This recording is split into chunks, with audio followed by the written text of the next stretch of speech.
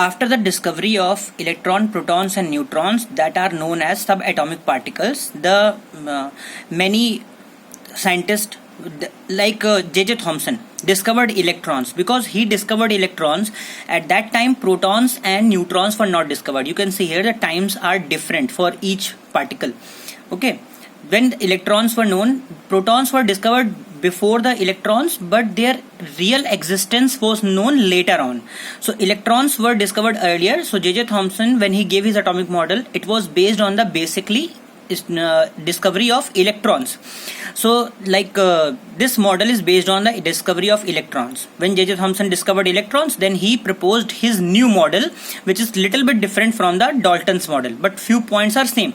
Like second point, Thomson said atom is a very small and spherical in shape, and it is neutral. These points were given by Dalton also. Now third, he proposed that structure of atom looks like pudding or watermelon.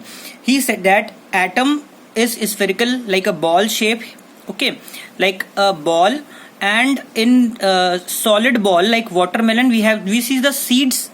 Similarly, the electrons, the negative charged, like this, they are embedded in it, okay.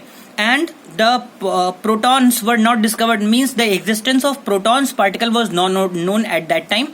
So he said that positive charge is on the surface of the, means these are the negative charge particles, and on the surface that is positive charge, he said. So on his this theory basis, he said that it looks like watermelon. You see a ball shape, and the atom electrons are embedded in the atom.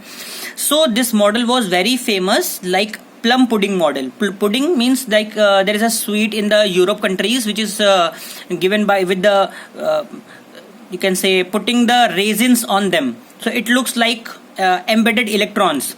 And like watermelon, we have already seen, everybody knows about watermelon. So it was very famous by the name of watermelon theory or plum pudding model.